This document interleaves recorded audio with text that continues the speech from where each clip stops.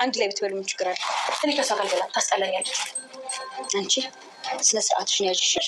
በተኛችበት አንቄሽን ገላት። ትሰሚኛለሽ? እስከ ዛሬ ድረስ ያሰቃየሻት ይበቃሻል። እሺ ቁጭ እናትና ልጅ የምትመስሉት የእውነት እንመሳሰላለን እንዴ? አዎ ከምር ታዲያ ነን እኮ።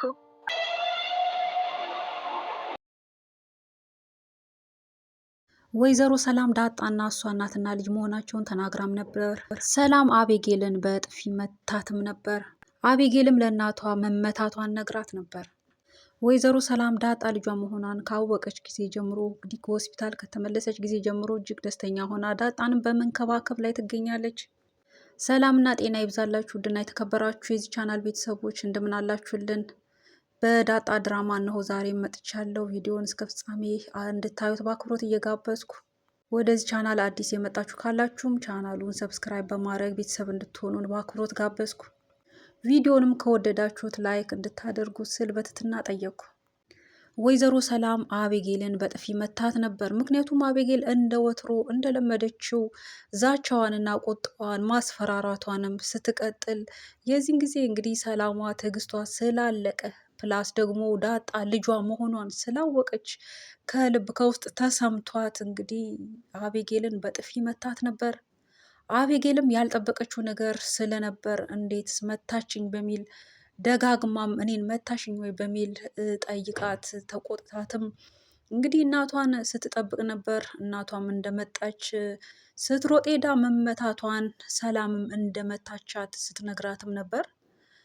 ወይዘሮ ማርቲም እንግዲህ የልጇ መመታት ቢያስገርማት ቢያስደነግጣትም የፊቷ መበለዝም ቢያስቆጣትም ነገር ግን ይህ እንዴት ሊሆን ይችላል ስትል ያው ለልጇ ለአቤጌል ፊት ሳታሳያት የተደረበች ሳትመስል ይልቁንስ አቤጌልን ተቆጥታ ምንስ እንዳደረገችም ስትጠይቃትም ነበር። ምክንያቱም እስከዛሬ ሰላም እዛ ቤት ስትኖር ጫፋቸውንም ነክታ አታቅምና ይልቁንስ እንደውም አስቸጋሪ የሆነችው ታናሿ ውሃ እንደመሆኗ እሷን እንኳን መታት እጇን በሷ ላይም አንስታ አታቅምና አሁን ምን ብታደርጊ ነው ስትል ይልቁንስ አቤጌልንም በመቆጣት እናም ደግሞ ወርጄ ሰላምንም እጠይቃታለሁ ስትል አረጋግታትም ነበር።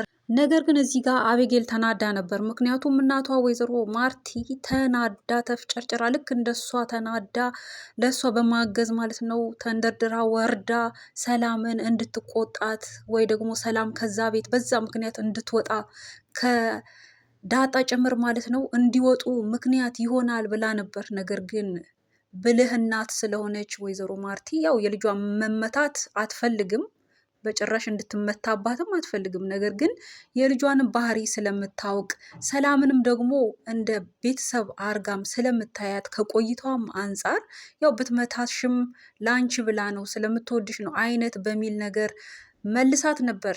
ይህ ንግግር ግን አቤጌልን አስቆጥቶ ራሴን ነው ማጠፋው፣ ሁል ጊዜ ለእኔ አታስቡም፣ አታደምጡኝም፣ አትሰሙኝም፣ ሁሌ ለእኔ አታግዙም በሚል አይነት ራሴን ነው ማጠፋው ብላ ዛቻዋን ደርድራ ወታም ነበር። እንግዲህ ይህ ንግግር የዘውትር ዛቻዋ ነው። አቤጌል በሆነ ባልሆነ አጋጣሚ እንግዲህ ቤተሰቦቿ ለእሷ ብለው በሚያደርጉት በሚመክሯት በሚቆጧት ነገር ሁሉ ለእኔ አታስቡም አታዝኑም እንደ ልጃችሁ አታዩኝም በሚል ራሴን ነው ማጠፋው፣ አንድ ቀን አደርገዋለሁ ራሴን ነው የማጠፋው የሚለውን ቃል እንግዲህ እየደረደረች ነው። ሰው የአፉን ፍሬ ነው የሚበላውና ይህንን ነገር እንግዲህ በስተመጨረሻም እንደምታደርግ ነው የምንጠብቀው። ምክንያቱም ሰው ደጋግሞ የሚናገረውን ነገር ይሆናል በህይወቱ ያደርገዋልም። ፕላስ ደግሞ እዚህ ጋር ናታን እሷን አይወዳትም። እሷ አሁን ላይም ድረስ ተስፋ እያደረገች ነው ናታን እንደሚያገባት፣ እንደሚወዳት፣ እንደሚያፈቅራት። እሱ ግን እንደማያፈቅራት አጸፋውን እየመለሰላት ነው። አብረውም ሊሆኑ እንደማይችሉ ማስረግጦ እየነገራት ነው። እሷ ግን በጉልበቷና እሷ ስለወደደች ብቻ እንዲሁም ደግሞ ቤተሰብም ይደግፋሉ በሚል ያው እሱም ያገባኛል የሚል ነገር ነው በእሷ ቤት እንግዲህ የምታስበው። ይህ አለመሆኑም እንግዲህ አቤጌልን በጣም የሚጎዳ ነገር ስለሆነ አቤጌል እንግዲህ እንደተናገረችው ራሴን አጠፋለሁ ብላ እንደምትስተው በዚህ ምክንያት ምናልባት እንደዛተችው በህይወቷ ይህን ነገር ልታደርግና ቤቱን እጅግ ልታሳዝን ቤተሰብን አጠቃላይ እንግዲህ ለቤተሰብ ሀዘን ልትሆን ትችላለች የሚል ግምት አለን። በሌላ በኩል ወይዘሮ ሰላም እጅግ ተደስታለች። እንግዲህ ዳጣ ልጇ መሆኗን ካወቀችበት ጊዜ ጀምሮ ከሆስፒታል ከመጣችም ጊዜ ጀምሮ ዳጣን በመጠባበቅ ላይ ነበረች። ዳጣም ስትመጣ እጅግ እንግዲህ የተለያየ ስሜት ፊቷ ላይ ይዘበራረቅ ነበር። ፌንት እንደ መስራትም እንደገና እንደመሆን ይህ ሁሉ ሁኔታዋ እንግዲህ ወይዘሮ ማርቲን እና አቶ ደረጀን እጅግ ያስገረመ ነው። በተለይ አቶ ደረጀ እጅግ ደንግጦ ነበር። ምን ይፈጠራል የሚል በጣም ስጋት ነበረበት። እናም ግን ነገሩ በሰላም ተከናውኗል። ያው ዳጣ እንደመጣች ሰላም ጥምጥም ብላ ሰላም ብላት ተያይዘውም ወደ ውስጥ እንዲገቡ አቶ ደረጀ ያደረገውም ነገር ጥሩ ሆኗል። ምክንያቱም በመቀጠልም እዛ ሳሎን እንዳሉ እንግዲህ ወይዘሮም ሰላም ማርቲን ባለችበት የሆነ ነገርም እንዳይፈጠር ከዛ አንከባክቦ ቶሎ አቻክሎ ወደ ክፍል እንዲሄዱ ዳጣ ይዛት እንዲሄድ እና እሱም ደጋግፏቸው ይዘው ከሄደች በኋላ እንግዲህ ወይዘሮ ሰላም ዳጣን አቅፋት እንደ እናት እየደባበሰቻት እንግዲህ ለዘመናት ስጠብቃት ስትናፍቃት የነበረችው የአብራኳን ክፋይ በማግኘቷ እጅግ የተደሰተች አቶ ደረጀን እንዲሄዱ ስታደርግ ነበር። እሱ ግን እንግዲህ ፈርቶ ነበር። እስከዛም ድረስ ፈርቶ ሰግቶም ነበር። ምክንያቱም የሆነ ነገር ይፈጠራል ልጄ ነሽ ብላ ደግሞ ዳጣንም ምናልባት ታስደነግጥና የሆነ ነገር እንዳይፈጠር ምክንያቱም እንደዛ አስጠንቅቋታል፣ ተማጽኗታል ሰላምን። ነገር ግን ያው ስሜታዊ ሆና የሆነ ነገር እንዳይፈጠር ሲል ሰግቶ ዳጣ እንድትሄድ የሆነ ነገር እንድታመጣላት ምክንያት አድርጎም ሲልካት ነበር። ወይዘሮ ማርቲ ግን በጭራሽ አይሆንም፣ ያው ምሽት ነው በዚህ ሰዓት አትሄድም በሚል አሳማኝ ቃል ነግራው እሱ እንዲሄድ ምንም እንደማይፈጠር አስረግጣ ነግራውም ነበር። አቶ ደረጀም በመገረም የተመለከታቸው እንግዲህ ትቷቸው ከሄደም በኋላ ያው እናትና ልጅ አብረው እንደተኙ ጥሩ ቆይታ አድርገው በበነጋታውም እንግዲህ እንደ እናት ምግብ ሰርታ ስታጎርሳት ስትንከባከባትም ነበር።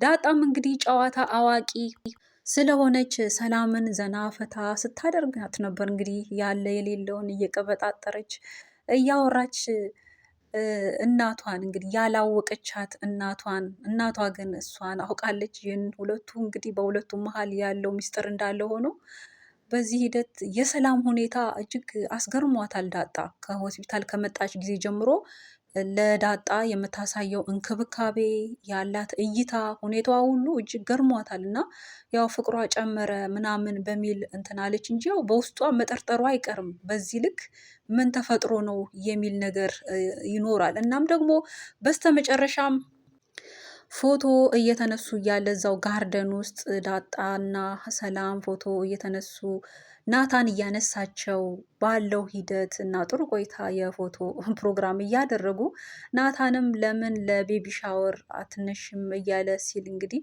እሷ ግን ከዳጣ ጋር መነሳት ነው የምፈልገው እያለች እንግዲህ ናፍቆቷን በተለያየ አጋጣሚ እየተወጣች ቆይታ አብረው ጥሩ እያደረጉ እናም ደግሞ ናታንም ሁኔታቸውን እያየ መልካቸውንም እያየ ትመሳሰላላችሁ እኮ ቁርጥ እናትና ልጅ ነው የምትመስሉት እያለ ሲላቸውም ነበር። እናም የዚህ ጊዜ ወይዘሮ ማርቲ እጅግ ተደስታ ነበር። ምክንያቱም እናትና ልጅ ትመስላላችሁ የሚለው ነገር ለእሷ ትልቅ ያው ሲጀመር ልጇ እንደሆነ ታውቃለች። ይህ ቃል ደግሞ ከናታን ሲወጣ እጅግ አስደስቷት አስገርሟትም ታዲያ ነን እኮ ስትል እንግዲህ ተናግራ ነበር። ይህ ቃል ከአንደበቷ አምልጦ ተናግራም ነበር እና በመናገሯም ይህንን በማለቷም ራሷም ተደናግጣ ነበር፣ ዳጣም ጭምር እንዲሁም የሚያነሳቸውም ናታንም ጭምር ማለት ነው። እና በዛ ሂደት ነበር እንግዲህ ድራማው ተጠናቆ የነበረው። ያው ሳታስበው ይህንን ሰላም ብትናገርም እንደገና ደግሞ የድራማውን መጨረሻም ያው ልብ አንጠልጣይ አድርገው ስለሚጨርሱት ኦዲየንሱን እንደዛ ለማድረግ አስበው ነው እንጂ በዚህ ሁኔታ ወይዘሮ ሰላም የዳጣ እናት መሆኗን ዳጣ የእሷ ልጅ መሆኗን በዚህ ሁኔታ ልትገልጽ ሚስጥር ልታወጣ አትችልም። ምክንያቱም ቃል የገባችው ነገር አለ። ያንን ቃል እንግዲህ አፍርሳ አቶ ደረጀን ልታሳዝነውም አትችልም። ያንንም ቤት እንግዲህ ልትበጠበጥ አትችልም። ያው በቀጣይ የምንጠብቀው አይ ስቀልድ ነው ወይ የሆነ እንዲህ ዘዴ ፈጥራ ይህንን ሁኔታ ይህንን እንግዲህ ክስተት ይህንን ንግግሯን ቃሏን ነን እኮ ብላ ያለችውን ነገር መልሳ እንደ የምትቀይረውና ያው እንደምታስተባብል ነው። ምክንያቱም አደራ ቃል የገባችው ነገር ስላለ ለዛ ቤት ሰላም ስትል ያንን እንደማታደርግ ነው በዚህ ቅስፈት የምንጠብቀው ማለት ነው። ያው ድራማውን ሲጨርሱ ሁሌም ልብ አንጠልጣይ አድርገው ለማለፍ የሚያደርጉትም ዘዴ ነው። እንግዲህ ወይዘሮ ሰላም ዳጣ ልጇ መሆኗን ካወቀች ጊዜ ጀምሮ ለዳጣ ይበልጥ ልዩ አቀራረብ እያሳየች ነው። እንደገና ደግሞ የባህሪ ለውጥም አሳይታለች። ይህንንም ያስተዋለች ወይዘሮ ማርቲ ለባለቤቷ ለአቶ ደረጀ ስትናገርም ነበር። አይ እርጉዝ ስለሆነች ሊሆን ይችላል፣ ስላመሟት ሊሆን ይችላል ብሎ በዛ በዘዴ ሊመልስ መስሎ ነበር። እሷ ግን አይ አይመስለኝም ባህሪዋ ተለውጧል እያለች ነው። እንግዲህ አሁን ደግሞ ልጇን መምታቷን ሰምታለች። ያው እንደተቆጣች በፊቷ በልጇ ፊት አላስመሰለችም እንጂ በዚህ ጉዳይም እንግዲህ ተጨማምሮ ወይዘሮ ሰላምን እንደምታናግራት ነው። ያው አናግራታለሁም ብላለች። እናም እንግዲህ ወይዘሮ ሰላምም ያው ልጇን ስላገኘች አሁን ላይ አትፈራም እንደ በፊቱ። ከዛ ቤትም ብትወጣም ከዛ ቤት የመውጣቷ ጉዳይም ምንም አያሳስባትም፣ ምንም አይቀርላትም እና ልጇን አግኝታለች። እንግዲህ ከዛ ቤት ያው በዚህ ሂደትም ባትወጣም አሁን ላይ ግን እንደ በፊቱ ከዛ ቤት ላለመውጣት ወይ ደግሞ ሌላ ፍራቻም አይኖራትም። ውስጧ ትልቅ ደስታ አለና ልጇን አግኝታለችና። ነገር ግን በዚህ ሂደት ከቀጠሉ እንግዲህ የባሰ ነገር እንደሚሆን ነው። አቢጌልም እንደሚታወቀው ምላሷ አያርፍም፣ ተግባሯ በጣም መጥፎ ነው። ብላ ብላ ደግሞ በተኛችበት አንቄ ገላታለሁ እያለች ነው። እና ይህንን የሰማችው እናት ሰላም እንዴትስ አስችሏት ዳጣን ለብቻዋ ትተዋታለች? ክትትሏም እሷ ላይ ያላት ትኩረት እየቀጠለ እየጨመረ ነው የሚሄደው። ይህን ደግሞ ማድረጓ አቢጌልን እጅግ የሚያስቆጣ ነው። በወይዘሮ ማርቲ አይን ውስጥም የሚከታቸው ጉዳይ ነው የሚሆነው እና እንዴት ይቀጥሉ ይሆን? በአጠቃላይ ቀጣዩን ክፍል በቀጣይ ይዘን የምንመጣ ይሆናል። በዚህ ክፍል ያዘጋጀ ነው ይህንን ይመስላል። በሌላ ቪዲዮ እስከምንገናኝ በዚሁ ተሰናበትኳችሁ። ደህና ሁኑ።